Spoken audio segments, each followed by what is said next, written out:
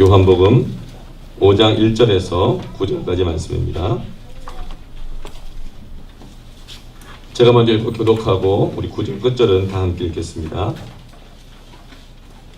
그 후에 유대인의 명절이 되어 예수께서 예루살렘에 올라가시니라.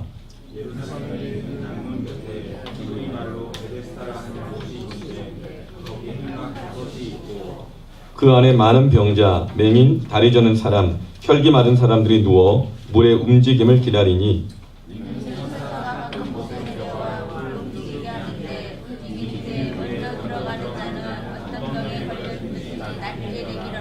거기 38배 된 병자가 있었더라.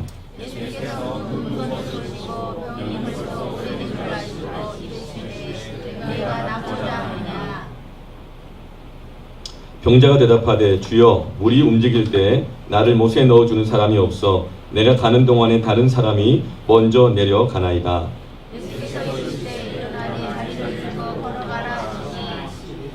함께 그 사람이 곧 나아서 자리를 들고 걸어가니라. 이날은 안식일이니. 아멘. 이솝우화 중에 이런 한 이야기가 있죠. 여우가 어느 날 뜨거운 여름날에 길을 갔다가 목이 너무나도 말랐어요. 근데 아무리 물을 찾아도 물을 마실 곳이 없었는데 포도나무 한 줄기가 이렇게 탐스러운 열매가 맺혀가지고 쭉 쳐져서 길 한가운데 이렇게 걸려있는 것입니다. 어찌나 목이 말랐던지 그 포도를 따먹고 싶어서 펄짝 뛰고 펄짝 뛰었지만 여우가 그 포도 열매에 아슬아슬하게 미치지 못하는 거예요. 뛰었다가 떨어지고 뛰었다가 떨어지고 또 뛰었다가 떨어지고 계속 반복하니까 나중엔 다리에 힘이 풀려가지고 더 이상 뛸 수가 없는 거예요. 그래서 이 여우가 포기하고 지나가면서 뭐라고 말을 했다고 하죠? 저 포도는 분명히 신포도일 거야. 우리가 뭔가를 얻기 위해서 반복적으로 노력하고 또 노력하지만 여전히 제자리일 때, 아무것도 변한 것이 없을 때, 그때 우리는 속으로 이렇게 포기합니다. 꿈이란 원래 마음속으로만 품는 거야. 꿈은 저런 사람한테나 이루어지는 것이지 나에게는 해당 사항이 없어. 인생은 어차피 그렇게 살다가 가는 거지 뭐 하고 스스로 자조하는 마음으로 포기하는 경향이 우리가 많이 있습니다. 오늘 본문 가운데 주님께서는 38년 동안이나 병들었던 이 사람을 찾아가셔서 네가 낫기를 원하느냐 물어보시고 그를 거쳐주십니다. 이 38년 동안 병이 들었다고 하는 것은 단 이 병이 얼마나 중요한가라기 이것뿐만이 아니라 38년 동안 질병 가운데 시달렸다고 한다면 그 병에 낫기 위해서 한두 번 애를 써봤겠습니까? 한 해 두 해 힘을 써봤겠어요? 이 방법 저 방법, 이 병원 저 병원, 좋다는 약은 다 다녀보고 애를 썼겠죠. 그럼에도 불구하고 38년 동안 낫지를 못하고 있었다면 이 사람의 마음의 상태가 얼마나 무너져 있고 지쳐 있고 뭔가 또다시 새로운 것을 시도하기에는 아무 힘도 없이 누워있는 상태이겠죠. 바로 이러한 사람을 주님께서는 직접 찾아가 주셔서 이 사람을 일으켜 주십니다. 사람들은 저마다 수없이 노력하지만 여전히 변화되지 않는 나의 어떤 성격, 수없이 노력했지만 여전히 변화되지 않는 내 옆사람, 여전히 변화되지 않는 내 자식, 여전히 변화되지 않는 뭔가를 갖고 있으면서 우리는 그것만 보면 우리는 낙심하고 포기하고 소망을 갖지 못하고 기운 빠지고 무기력해지고 잠 못 이루는 그런 밤을 지낼 때가 있습니다. 요한복음에서 예수님께서는 7가지의 기적의 역사를 행하시는데요. 오늘은 베데스다라고 하는 연못에서 일으키신 기적입니다. 베데스다는 예루살렘 성 북서쪽에 있는 양문이라는 곳에 근처한 2개가 나란히 있는 쌍둥이 연못이에요. 양문이라고 하는 것은 그러니까 6월절이라든가 이럴 때 번제를 드리기 위해서 예물을 양을 바칠 재물을 가지고 양을 몰고 들어가는 그 문을 양문이라고 합니다. 그러니까 많은 사람들이 6월절은 큰 축제거든요. 자신의 모든 죄가 씻김을 받고 자유하게 되고 하나님의 용서하심을 받게 되고 그리고 새로운 소망을 갖게 되는 것이 유월절입니다. 그래서 저마다 사람들은 정말 유월절만 되면 원근 각지에서 이스라엘 사람들이 다 몰려 들어와서 저마다 자기가 정성껏 준비한 예물을 가지고 양떼들을 몰고 이 양문을 거쳐서 이 성전 안으로 들어가는 거예요. 그러니까 그 양문은 굉장히 기쁨과 기대감이 가득한 곳이고 양의 울음소리와 저마다 예배를 드리러 가는 사람들이 축제 같은 즐거움으로 가득 찬 그 양문입니다. 그런데 그 양문 그 곁에 베데스다라고 하는 약 길이가 한 100m 정도 되는, 그리고 폭은 60에서 80m 정도 되고 깊이는 한 7, 8m 정도 되는 큰 연못이 두 개가 나란히 있습니다. 이 베데스다 연못은 인공적으로 만든 연못인데 기드론 이 골짜기에서부터 흘러나오는 그 물들과 빗물을 집수해서 모아서 만든 인공적으로 굉장히 큰 연못입니다. 그런데 이 연못에는 한 가지 전설이 흘러내려오고 있었어요. 그건 뭐냐면 가끔씩 천사가 내려와서 이 베데스다 연못의 물을 휘휘 젓는 거예요. 그러면 이 연못의 물이 갑자기 약효가 좋아져 가지고 가장 먼저 이 연못에 들어가는 사람은 어떤 병이 걸렸든지 낫게 된다, 이런 전설이 있었어요. 예전에 보약을 여러분 드실 때도 보면 약효가 졸리면 새끼손가락에 휘휘 저어서 이렇게 마시잖아요. 그것처럼 연못에 신비한 치유의 능력이 있는데 천사가 내려와서 한번 휘 저어서 움직이면 그때 가장 먼저 들어가는 사람이 고침을 받는다는 거예요. 이 전설의 시작은 이렇습니다. 에덴 동산에 한 번 먹으면 죽지 않는 생명나무 실과가 있었잖아요. 근데 아담과 하와가 범죄하고 난 다음에 에덴 동산에서 쫓겨나게 됩니다.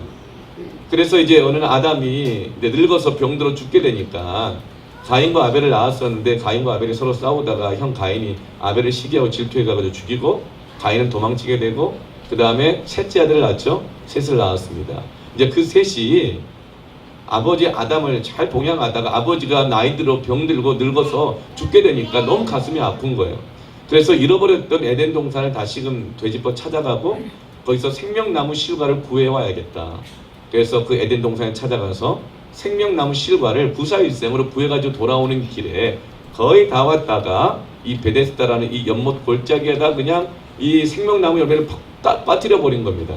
그때부터 이 베데스다 못가에 모이는 이 물에는 모든 병든 것을 치료하는 능력이, 치유의 능력이 생겼다, 이런 전설이 있어요.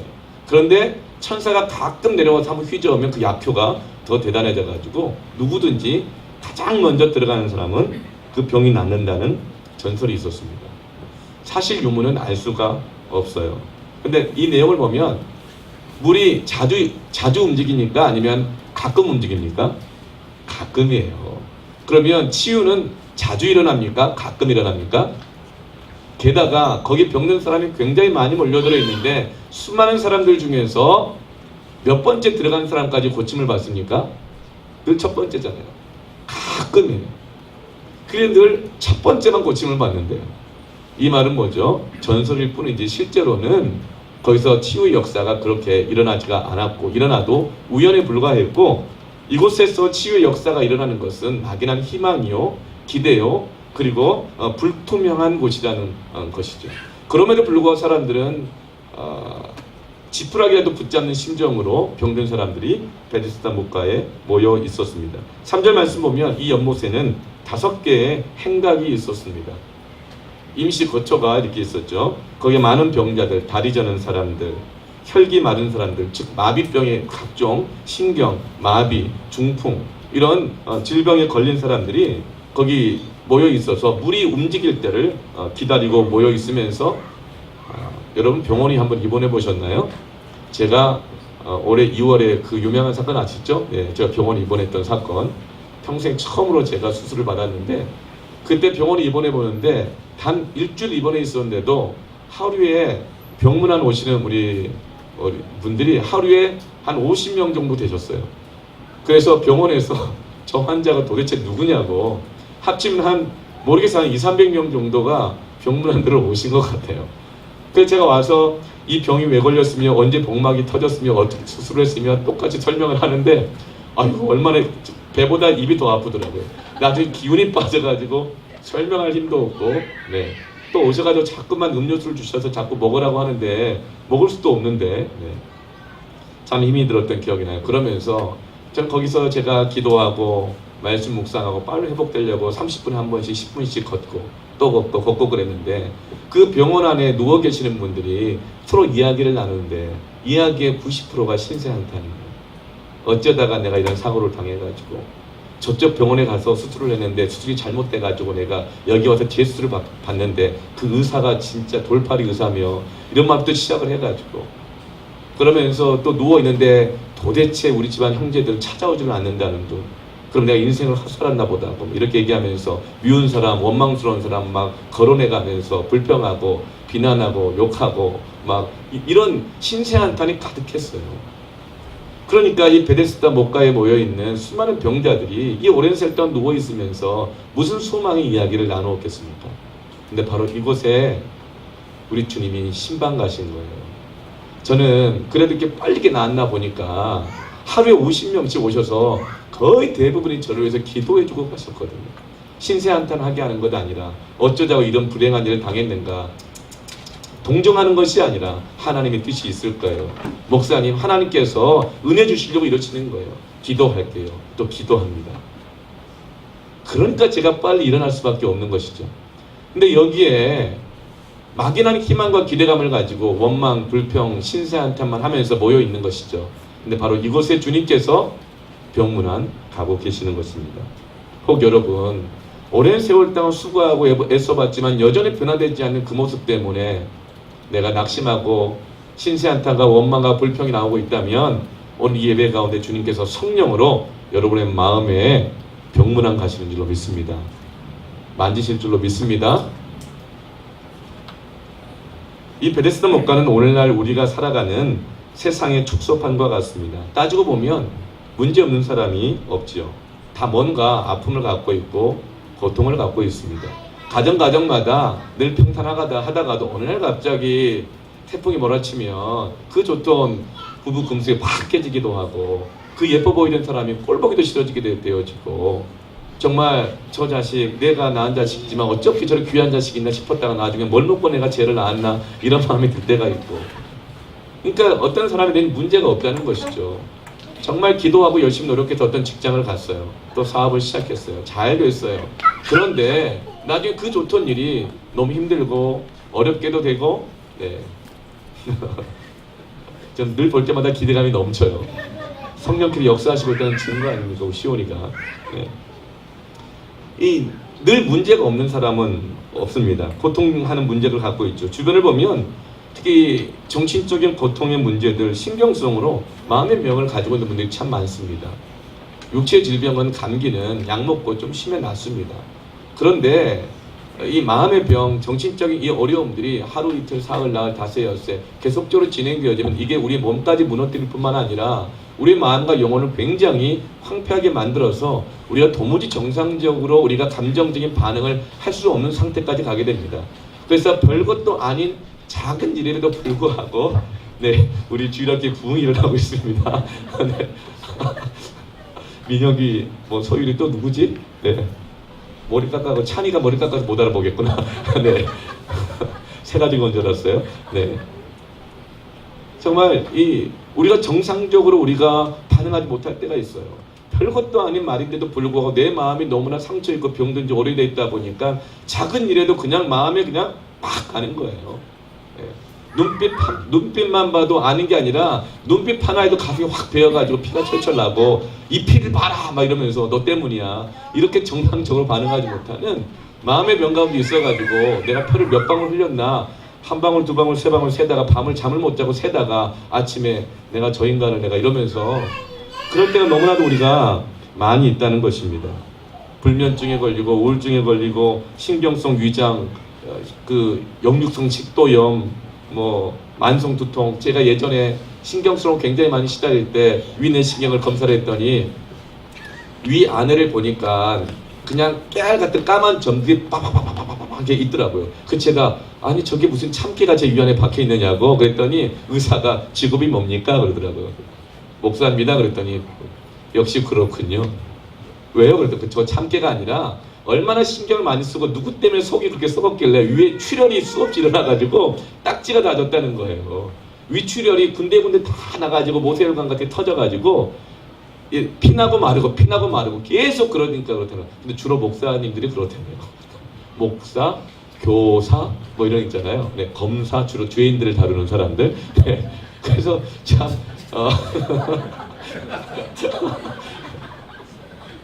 네, 미성숙하고 네, 교사들, 미성숙한 사람 다루는 교사들, 죄인들을 다루는 검사들, 네, 미성숙하고 죄인을 다루는 목사들. 그래서 일가 남을 수가 없게. 그래서 딱지가 돼가지고 피가 났다 말랐다 그래가지고 그러면서 목사님 제명에서 하시려면 좀 쉬시라는 거예요.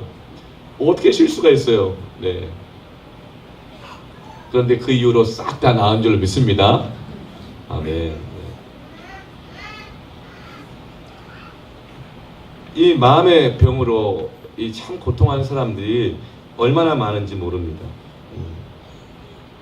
그런데 이 사람들이 몸이 불편한 것만이 문제가 아니라 또 물이 움직일 때 참 힘들어요. 이렇게 가장 먼저 들어가야 한다는 거예요. 몸도 불편해 죽겠는데 내 한 몸 감당하기 힘든데 너무 치열한 경쟁 사회인 거예요. 나도 너무 힘든데 너무 치열한 거예요, 경쟁이. 그러니까 여러분, 나도 몸이 힘든데 아무도 안 도와주고 서로 자기 살겠다고 뛰어들어갔는데 먼저 뛰어들어간 놈이 그 뒷꼭지를 바라보면 이뻐 보이겠어요?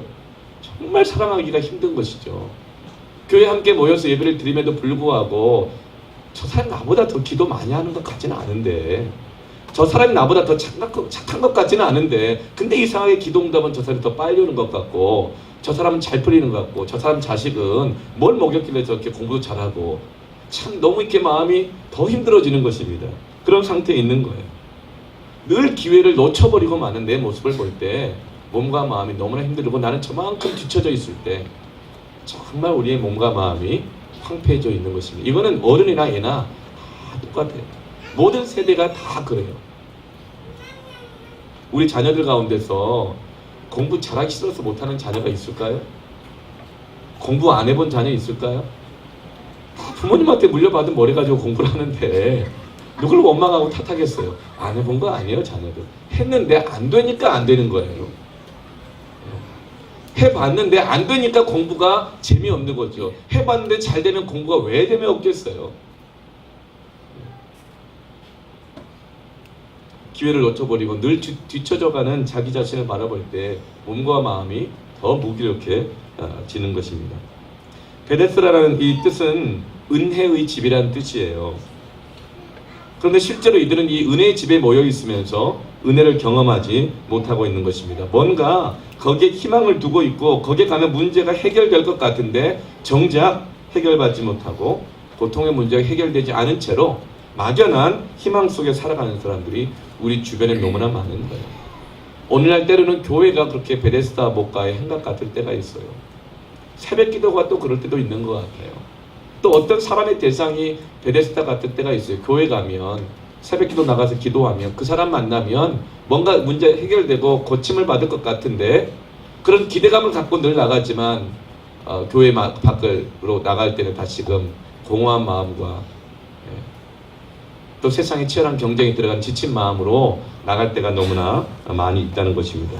그러나 바로 이곳에 주님이 찾아오셨다는 것입니다.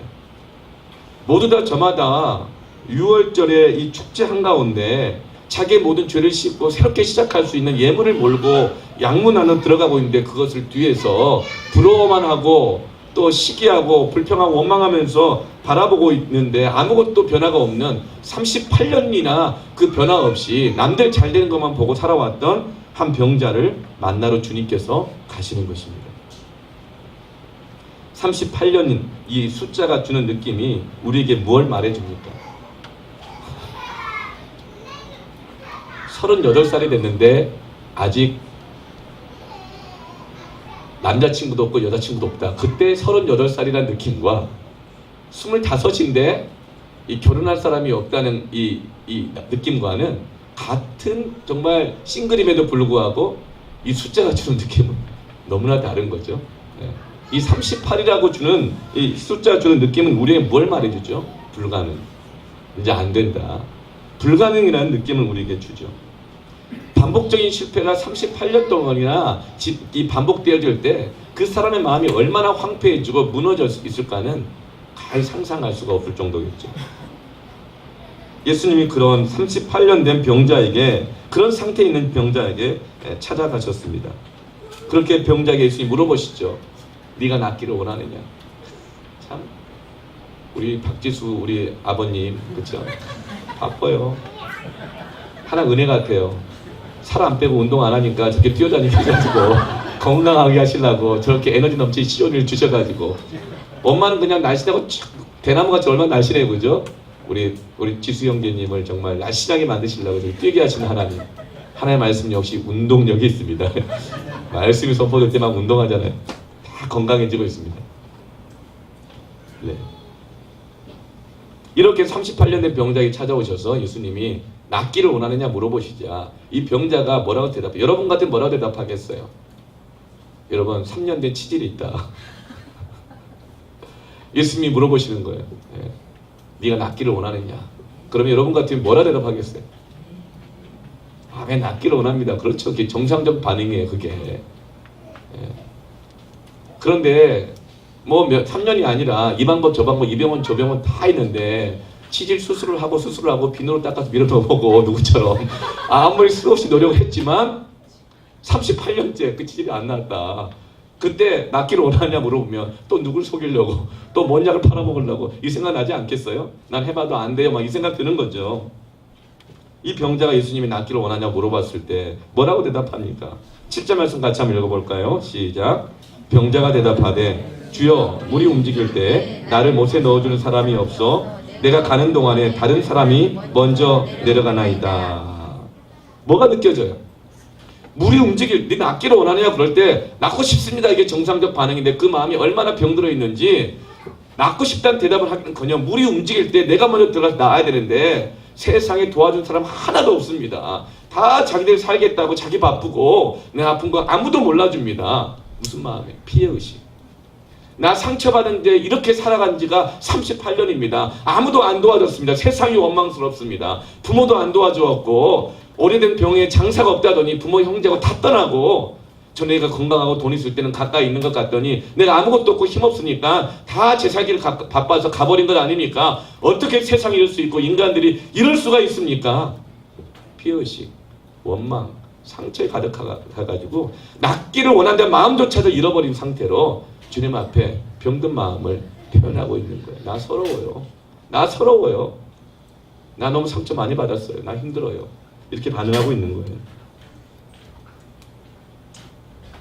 자신 누군가가 도와주지 않으면 스스로 시도해볼 수조차 할 수 없는 원천적으로 불가능한 상황에서 막연한 기대감을 가지고 세월을 보낸 게 38년이라는 거예요.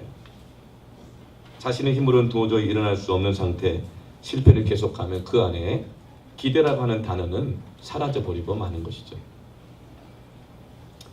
오늘날 교회가 연약해지기 시작한 지가 이제 15년 정도 지난 것 같아요. 수많은 노력을 했죠. 90년대 초반부터 부흥이라는 전국 집회를 시작하면서 선교단체들과 교회가 연합해서 돌면서 다시금 교회를 살려보려고 했고, 그리고 이 셀이다, 뭐 GTL보다, 뭐 또 알파다, 뭐 행복파티다, 또 열린 예배다, 수많은 방법을 계속 동원했습니다.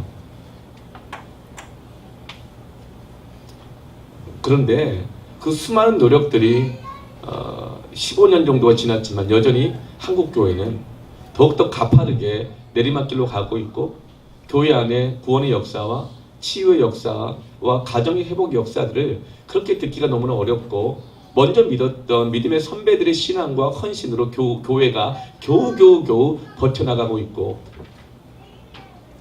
30대 세대들과 청년들과 어린아이들은 기존 부흥의 세대들이, 헌신했던 세대들이 일궈놓은 교회에서 겨우 마치 젖 먹는 것처럼 연약하게 자라가고 있는 상황이 15년째 계속적으로 지나가고 있습니다. 그럼에도 불구하고 우리 복음의 빛 동산교회 저렇게 건강한 어린아이들 세대부터 시작해서 청년들 30대, 40대, 50, 60, 70대까지 이렇게 함께 아름답게 예배하고 서로 격려하고 기도하면서 함께 예배하는 거 있다는 것 자체가 하나님의 놀라운 치유의 역사가 이미 우리 가운데 있는 줄로 믿습니다. 너무 감사한 일이에요. 한두 번 실패하면 사람들은 기대감을 갖지만 그 실패가 오래되면 계속 반복되면 미래에 대한 희망을 전혀 가지지 못합니다. 그래서 이 당장의 문제를 해결하며 사는데 이제는 급급하게 되지 미래에 대한 그 시야가 생기지가 않는 거예요. 사고를 당해서 불구자가 되신 분들은 사고 당했을 때보다 사고 당하고 몸이 회복되고 1년, 2년 후가 더 무섭다고 합니다.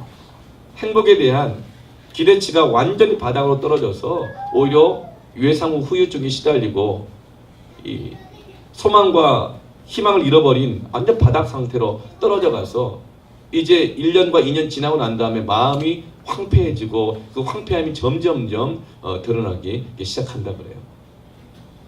그렇게 38년 된 병자에게 찾아오셔서 네가 낫기를 원하느냐, 너무나 당연한 말을 하십니다. 왜 이 질문을 하실까요? 주님은 의미 없이 질문하시는 적이 없죠. 분명히 의도가 있고 어쩌면 오늘 우리 모두에게 한 가지 저마다 변하지 않는 낙심하게 하는 문제를 가지고 있는 우리들에게 이 질문을 던지고 계십니다. 누구야? 너 그것이 낫기를 원하느냐? 그것이 변화되기를 원하느냐? 이 질문 우리에게 던지고 계시는 거예요. 38년간 자기 안에 아무 일도 일어나지 않은 사람의 마음의 상태를 알 수 있는 것이죠. 옛날에는 낫기를 원하는 마음이 있어요. 처음 아플 때, 첫 해만 해도, 시작할 때만 해도 희망을 갖기 위해서 노력을 했습니다. 그러나 계속 실패한 세월이 1년, 2년, 3년, 5년, 10년, 20년, 30년, 38년 지났다는 거예요. 오늘 무너진 곳들이 얼마나 많이 있습니까? 교회만 그런가요? 가정도 그렇잖아요. 네. 아버지와 이 자녀와 이 부모와의 이 대화가 끊어진 지가 너무나 오래되고 이제는 그 세월의 간격을 극복해보려고 대화를 시도해보자 자녀들은 갑자기 왜 이러세요? 네, 이런다든가 학교마다 교권은 얼마나 무너지고 교사와 학생의 관계가 깨어지고 교육의 의미가 사라져서 너무나도 학생도 고통하고 교사도 고통하는 세월들이 이 방법 저 방법으로 수없이 많이 해봤어요. 전교조도 만들어보고 이것도 해보고 저것도 해보고 대안학교도 만들어보고 했지만 그러나 아무리 수고하고 노력했지만 교육 환경들, 학교에서 선생님 때문에 학생들이 변화됐다. 그 학교 때문에 내가 고마워하고 자랑스러워한다. 이런 이야기들은 오히려 옛날에 교육적 수준이 더 낮았을 때보다 더 들려오는 소식이 없는 그런 때입니다. 이런 무너진 교회를 향해 무너진 한국 사회와 교육계와 가정을 향해서 주님은 믿는 우리에게 물어보시는 거예요. 너 정말 그 학교가 낫기를 원하느냐? 너 정말 너의 가정이 낫기를 원하느냐? 네가 기도하는 그 사람이 정말 회복되기를 원하느냐? 저와 여러분의 주님 물으신다면 내 낫기를 원한다고 대답하시기를 축원합니다. 아무리 오랜 세월 동안 변화가 없다 하더라도 믿음인 우리가 포기하면 결코 소망이 없는 것입니다. 낫기를 원한다고 믿음으로 대답하시길 축원합니다.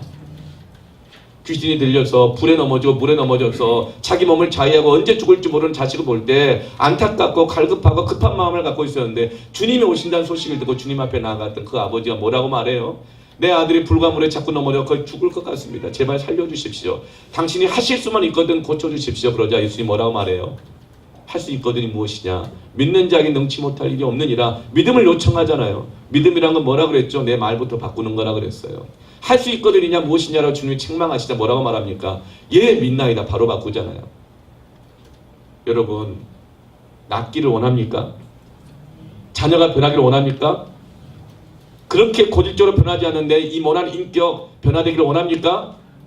그래서 물어보신다면 뭐라고 대답해야 할까요? 네 믿나이다. 내 낫기를 원합니다. 이렇게 대답하기를 축원합니다. 우리 믿는 자들이 그 믿음을 지금 회복해야 되는 거예요.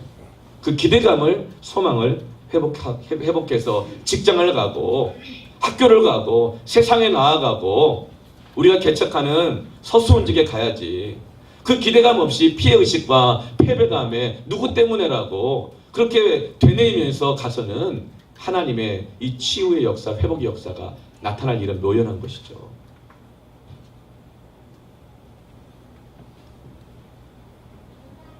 38년 동안 앓는 가운데 이 사람의 마음 안에는 희망의 불씨가 완전히 꺼져가지고 죄밖에 남지 않았습니다. 더 이상 이제 변화를 꿈꾸기보다 자신의 삶에 익숙해져 갑니다.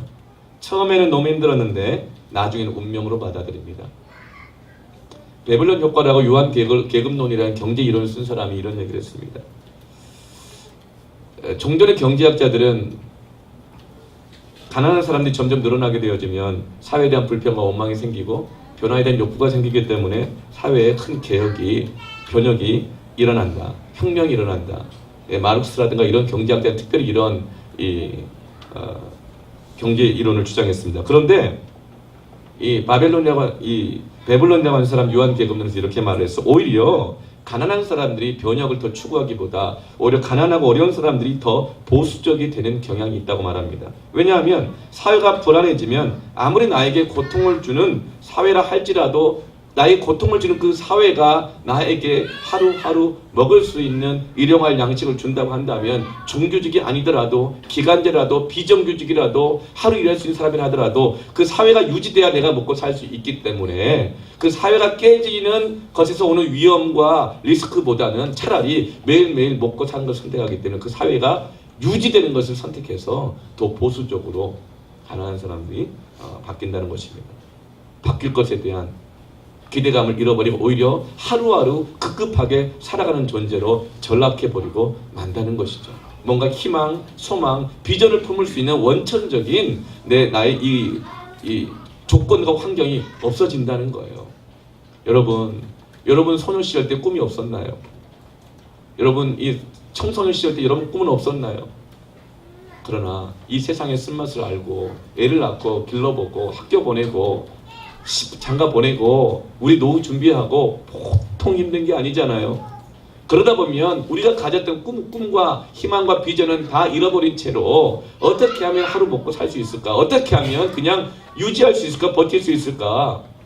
이렇게 우리의 마음은 희망을 잃어버린 쪽으로 가게 된다는 것이죠.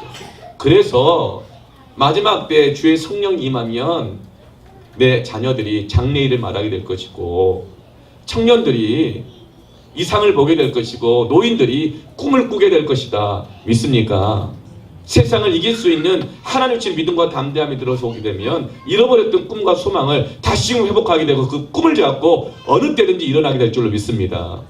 그래서 갈렙은 85세 다 늦은 나이에 헤브론에 대한 꿈을 꾸기 시작했고 모세는 80세에 200만의 이스라엘 백성들을 가나안 땅까지 끌고 가겠다는 비전과 믿음의 결단을 할 수 있게 되었고 주의 성령께서 임하자 애를 낳을 수 없는 아브라함 같은 경우는 약속의 말씀을 믿고 애를 낳을 수 있다는 믿음만 가질 뿐만 아니라 그 믿음이 그 죽어 있었던 생명을 낳을 수 없던 몸까지 변화시키셔서 이삭을 준 줄로 믿습니다. 이게 하나님의 역사입니다. 주님이 찾아오시면 이런 일이 일어나는 줄로 믿습니다. 제가 그렇잖아요. 제가 21살 때 예수를 믿었잖아요. 그 전까지 여러분 아시잖아요. 제가 몸무게가 49kg에 머리부터 발끝까지 왼쪽은 다 신경통에 눈이 빠질 것 같고 이가 빠질 것 같고 머리가 얼마나 아팠던지 도끼로 머리를 잘라버렸으면 좋겠다고 싶을 정도로 눈을 뜨고 5분만 지나면 알 수 없는 고통이 온몸을 다 정말 짓누르고 있었을 때 잠을 잘 수가 없고 몸무게가 49kg였다니까요. 얼굴이 새까맣고 그러면 정신적으로는 주님을 알지 못하니까 뭔가 진리를 찾겠다고 교만해가지고 오른손에는 하이데거의 생애 철학을 들고 왼손엔 도울 김용옥의 동양 철학 무엇인가를 들면서 거들먹거리고 내가 똑똑한 척 같고 내 지성의 르네상스는 20살에 다 끝났다 호언장담하고 그렇게 말하고 다녔죠. 몸무게가 49kg에 머리는 이렇게 길어가지고 마치 마대자루에다 걸레 하나 얹어놓은 것 같은 그런 볼상선한 모습이었는데 그렇게 거들먹거리고 다녔어요.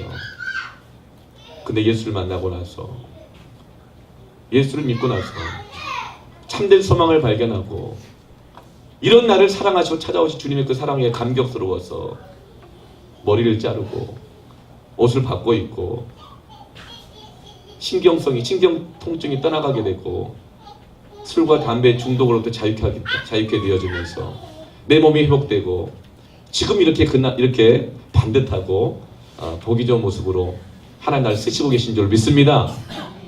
주님이 찾아가시면 병문안 가시면 복막염이 아니라 맹장이 터지는 것이 아니라 암이든 무슨 우울증이든 무슨 수면 장애든 공황 장애든 주님이 만지시면 낫는 줄로 믿습니다. 중요한 것은 낫기를 원하냐 물어봤을 때 딴 핑계 대지 않고 낫기를 원한다고. 주님을 온전히 의지하는 사람이 치유의 역사를 경험할 줄 믿습니다. 그러나 믿는다고 하면서 대부분의 사람이 주님이 물어보시는 거예요. 낫기를 원하느냐. 그런데 많은 사람 너무나 오랫동안 아프다 보니까 그럴 수밖에 없죠. 누구 때문이라고? 나 힘들다고. 원망과 불평과 무기력증에 시달렸기 때문에 주님이 만지시고자 해도 만질 수 없도록 탁탁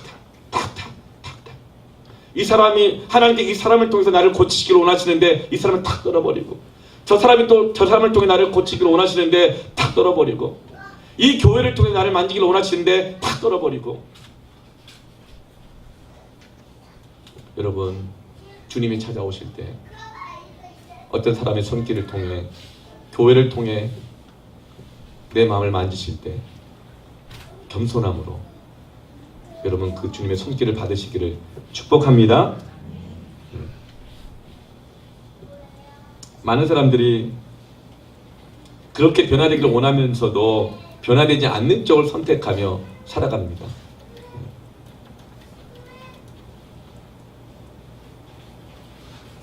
여러분, 화장실 원리라고 혹시 아세요? 화장실.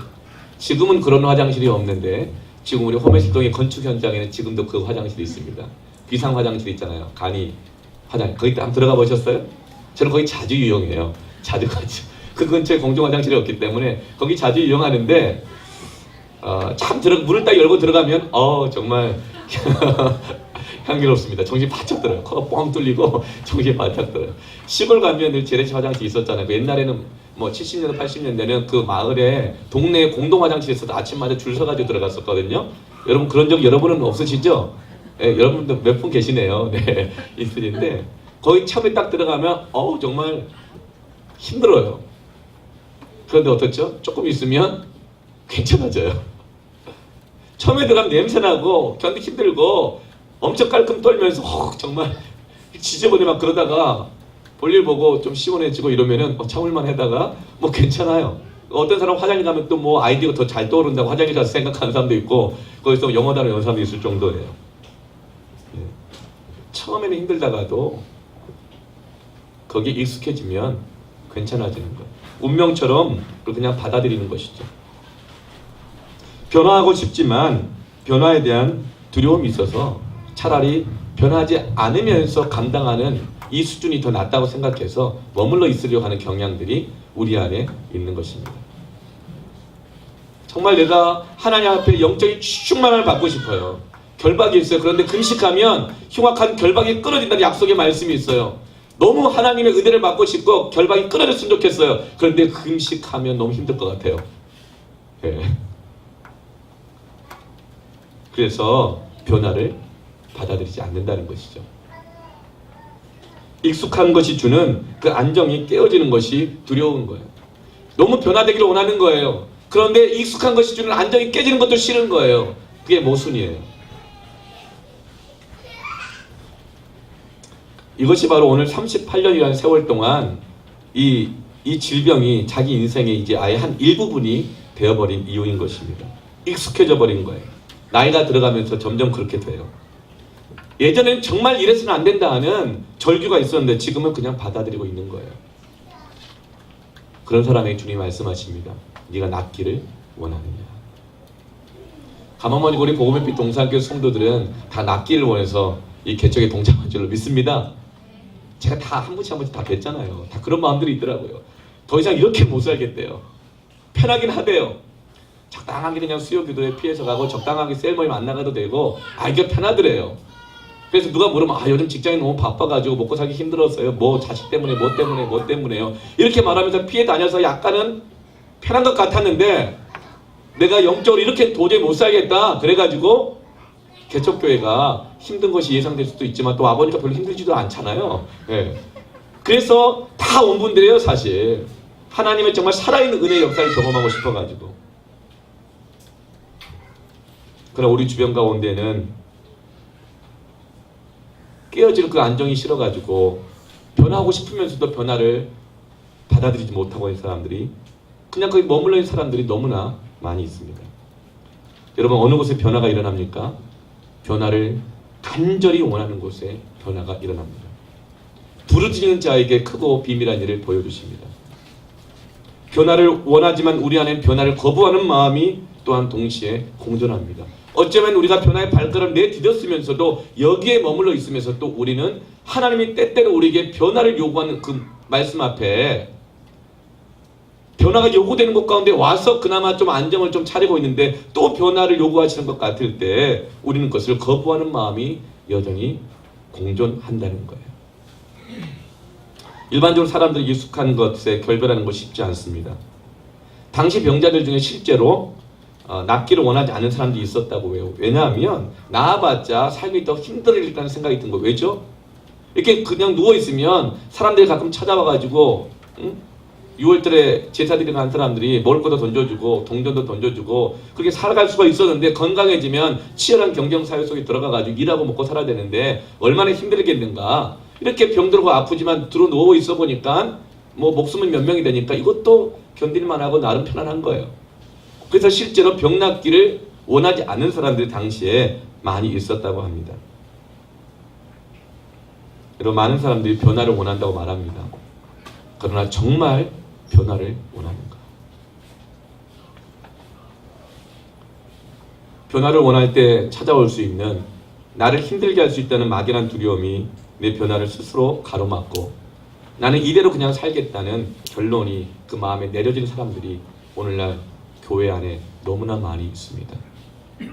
오늘날 학교 안에 너무나 많이 있습니다. 오늘날 가정 안에 너무나 많이 있습니다.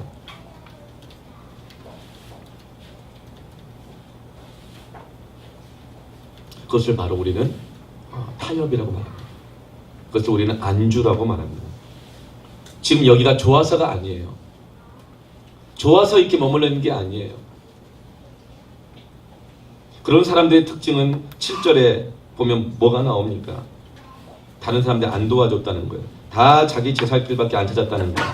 이런 사람들의 특징 안에는 피해의식이 있고 원망이 있고 책임 전가가 있고 의존성이 아주 깊습니다. 사람들을 굉장히 의존하면서도 원망합니다. 낫기를 원한다고 하면서도 굉장히 책임 전가합니다.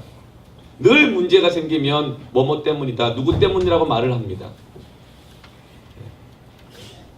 오늘 주님이 네가 낫기를 원하느냐, 네가 변하기를 원하느냐, 내가 진정으로 새롭게 되기를 원하느냐, 주님 이렇게 물어보십니다. 주님은 38년 된 병자의 겉으로 드러난 질병보다 더 무서운 병든 마음을 보고 계시고 그 마음을 만지기를 원하는 거예요. 한때는 그렇게 변화를 원했고 자신의 모습이 꼴이 보기 싫었고 바꾸고 싶었어요. 그런데 세월이 흐르면서 나도 모르게 그 안에서 익숙해지면서 변화를 포기하고 살고 있죠. 여러분, 어떤 변화가 일어나려면 마음에서, 내 마음에서 먼저 변화가 일어나야 합니다. 너희는 이 세대를 본받지 말고 오직 마음을 새롭게 함으로 변화를 받아 선하시고 하나님의 선하시고 기뻐하시고 온전하신 뜻이 무엇인지 분별하도록 하라. 나를 향한 하나님의 선한 계획이 있다는 거예요. 나를 향한 하나님의 온전하신 뜻이 있고 그 기쁘신 뜻이 있는데 어떻게 하면 그 변화의 역사가, 그 계획이 실제로 일어나기 시작하는가 하면 너의 마음이 새롭게 함으로 변화를 받을 때 나를 향해 계획하신 하나님의 뜻과 계획이 시작되는 것을 믿습니다. 부모가 된 내 마음이 먼저 하나님을 향한 마음이 새로워지고 예배를 향한 마음이 새로워지고 자녀를 향한 내 마음이 먼저 새로워져야 네 자식 안에 변화가 일어난다는 것입니다. 너의 자식을 주신 하나님의 뜻이, 뜻과 계획이 일어난다는 것입니다. 부모의 마음 안에 먼저 그 변화의 역사가 일어나지 않으면 아무리 과외를 많이 시키고 돈으로 갖다 발라도 자녀의 인생이 금칠되지 않는다는 거예요. 교사의 마음 안에, 목사의 마음 안에, 우리 복음의 빛 동산교회 성도들의 마음 안에 먼저 이런 새로움의 변화의 역사가 일어나야 우리가 가는 소수원 지역 가운데 단지 또 하나의 교회가 세워지는 것이 아니라 우리를 통해 이루기를 원하시는 하나님의 선하시고 기뻐하시고 온전하신 뜻이 일어나는 줄로 믿습니다. 우리가 이 안에서 마음이 변화되기를 축원합니다. 마음이 변화될 것을 추구하시기를 바랍니다. 에스겔서 18장 31절 말씀 같이 한번 읽어볼까요? 시작. 너희는 너희가 범한 모든 죄악을 버리고 마음과 영을 새롭게 할지어다. 이스라엘 족속아, 너희가 어찌하여 죽고자 하느냐. 우리의 마음과 영을 죽게 하는 게 있어요. 그게 뭐죠? 바로 죄입니다. 죄는 단지 윤리적인 문제뿐만이 아니라 하나님과 나 사이를 가로막고 있는 모든 것이 죄입니다. 즉 하나님과 나 사이를 가로막고 있는 것이 어떤 것이라도 있다면 그것을 빨리 치워야 된다. 빨리 치워야 된다. 그래야 네 마음이 새로워진다. 그렇지 않으면 그 죄, 하나님과 네 사이를 딱 가로막고 있는 그것이 네 마음과 영에 계속적으로 영향력을 끼쳐서 하나님 앞에 나아가기를 원하는 마음을 갖지 않게 하고, 그래서 결국은 하나님과 네 사이가 멀어져 있으면 네가 죽게 되어진다. 네가 보냄받은 그곳이 살아날 수가 없다. 그러므로 너의 마음과 영이 새로워져야 네가 살아나게 되며 너의 가정이 살아나게 되고 이 사회가, 이 교육계가 살아난 선생님을 통하여 변화되게 되어지고 그 마음이 새로워진 부모를 통해 자녀와 그 가정이 변화가 되어지게 되어지고 우리 성도들이 마음이 새로워질 때 이 사회가 소수원적이 변화되는 것을 믿습니다. 법 바꾼다고 안 돼요. 우리 공무원 일하시는 우리 분들 있어서 아시잖아요. 얼마나 수많은 법을 이렇게 바꾸고 저렇게 바꾸고 해봐도 바뀝니까?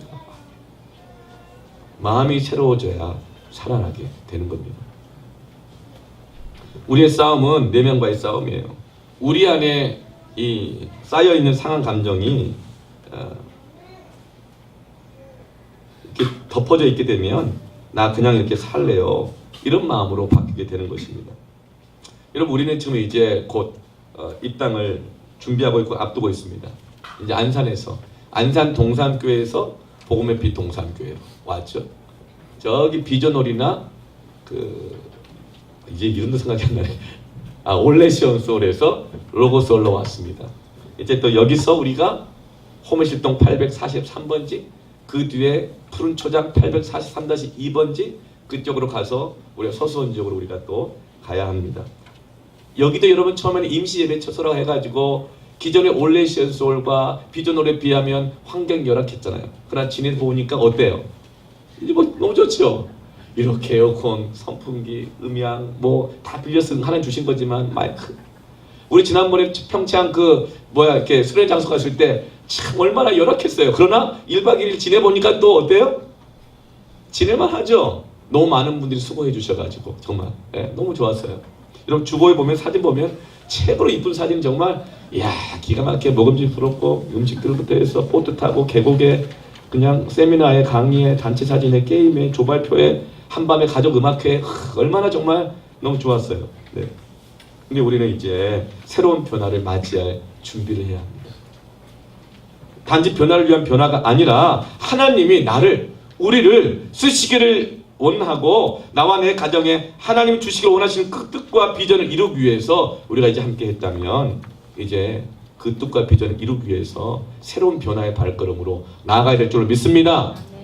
여러분 보라, 이전 것은 새 것이 되었도다. 여러분 복음의 빛 동산교회는 수많은 또 하나의 교회 중에 하나의 교회가 아니라 하나님께서 서수원 지역에 필요해서 세우신 바로 그 교회가 되기를 원합니다. 안산 동산교회에서 7번째 큰숲 비전 교회로 개척을 했지만 또 하나의 7번째 교회가 아니라 저마다 하나님께서 7개 교회 가운데 비전을 주셨는데 하나의 교회가 아니라 우리는 바로 그 교회가 되어야 될 줄로 믿습니다. 그렇기 때문에 우리는 과거와 결별해야 돼요.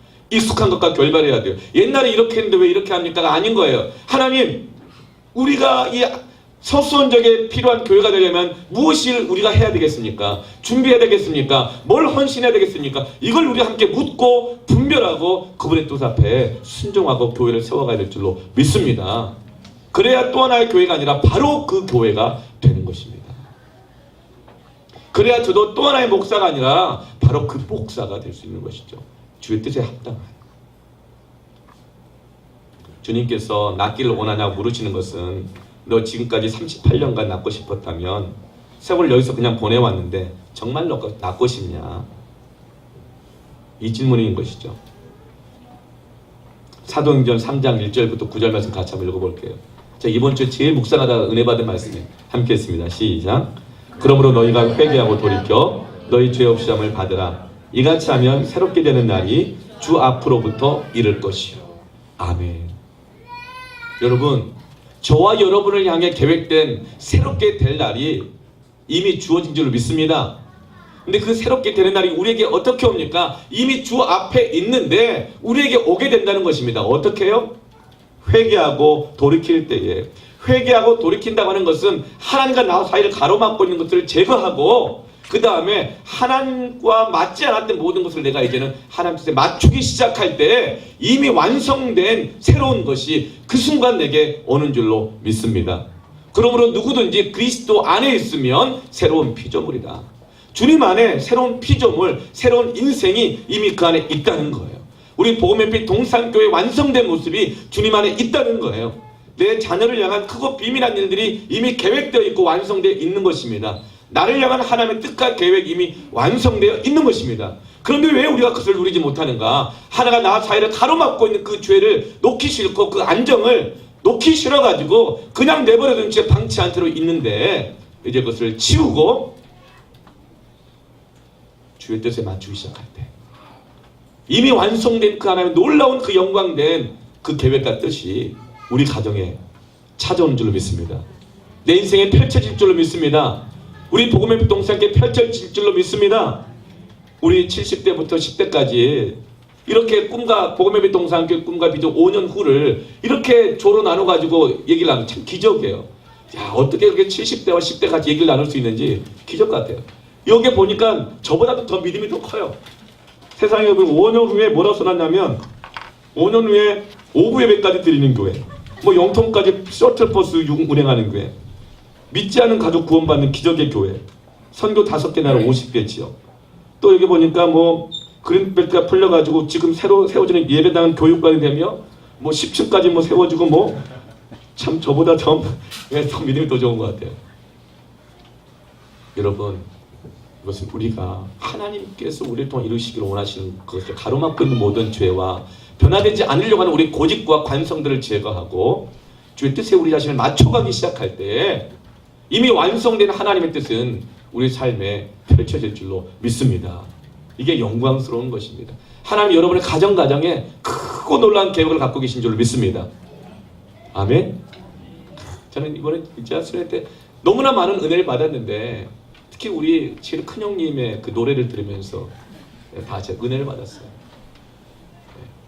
또 우리 장로님의 세미나 때 울컥하는 그 기도 있잖아요. 아, 정말 그때 충주에서 올라온 한 부부가 있었잖아요. 그 기도를 듣고 눈물을 흘렸대. 너무 감동받아가지고. 여러분들의 모습을 보면 너무나 은혜를 받았대. 우리 큰형님의 그 노래를 들으면서 이분이 그런 분이 아니시잖아요. 아니신데 하나님의 그 완성된 모습이 나타난 줄을 믿습니다. 아멘. 아, 여러분 다 알잖아요. 여러분 전 요즘 표정만 봐도 좀 알 것 같아요. 이 두 분이 부부 사이가 좋구나 안 좋구나. 뭔 일이 있구나 없구나. 어디가 몸이 좀 아프구나 안 아프구나. 거짓말해도 소용없어요. 전화해보니 아프다 그러더라고요. 처음에 아닌 척하다가 뭐 이렇게 다 나았습니까? 많이 나았습니까? 그랬더니 많이 나았대요. 뭐 그런 여러분, 우리가 주님 뜻에 맞춰가기 시작할 때 하나님의 내 아름답고 가장 최고의 모습이 주님으로부터 내게 오는 줄로 믿습니다. 나타나는 줄로 믿습니다. 전 그걸 기대합니다. 우리가 이렇게 주님께서 낫기를 원하느냐, 그 호메실 지역을, 서수원 지역을 잃어버린 세대를 돌이키기를 원하느냐라고 우리에게 질문한다면 내 조건, 능력, 오랜 세월 동안 아무리 변화되지 않았다 하더라도 안 됐다 하더라도 내 낫기를 원합니다. 그 지역에 바뀌기를 원합니다. 잃어버린 세대가 돌아오길 원합니다 라고 대답할 때에 주님께서 이미 완성해 놓으신 모습이 임할 줄로 믿습니다. 나타날 줄로 믿습니다. 우리 복음의 빛 동산교회 모든 성도들은 그것을 꿈꾸기를 원합니다. 38년 동안 남의 손을 의지해 살았던 삶이 얼마나 위험한 삶이에요. 세상에 믿을 게 없는 게 사람인데 사람 의지해 살면서 동정 구하고 원망하고 불평하는 이 도박 같은 인생을 살았던 이 병자에게 주님께서는 가장 확실한 보장으로 찾아가셨습니다. 내가 왔다. 내가 왔다.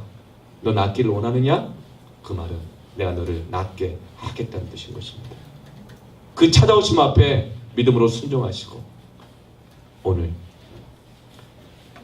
38년 된 병자가 즉시 자리를 들고 걸어갔다 그랬잖아요. 38년과 즉시란 말은 너무나도 대조적인 건 아니에요. 주님이 찾아오시고 우리가 순종하면 38년 동안 안 됐던 일이라 하더라도 즉시 일어날 줄로 믿습니다. 하나님의 역사하시면 즉시 될 줄로 믿습니다. 여러분, 주님께 여러 물어보십니다. 네가 낫기를 원하느냐? 한번 대답해 보세요. 네가 낫기를 원하느냐? 네, 낫기를 원합니다. 이것이 오늘 우리의 기도의 제목이 되고 응답이 될 줄로 믿습니다. 저는 함께 기도하겠습니다.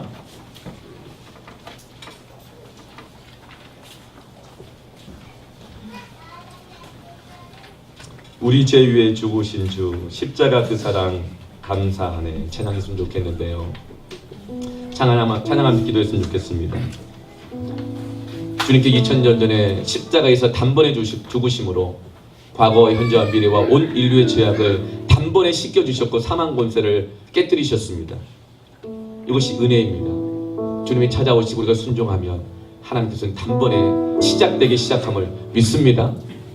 이 찬양하며 주 앞에 모나고 변화되어야 될 내 모습, 나를 무기력하게 만들었던 그 문제들, 그 고민들 주께 맡겨드리며 주님 와서 낫게 하여 주옵소서, 만져주시옵소서. 이 마음으로 주 앞에 찬양하고 한번 기도하겠습니다.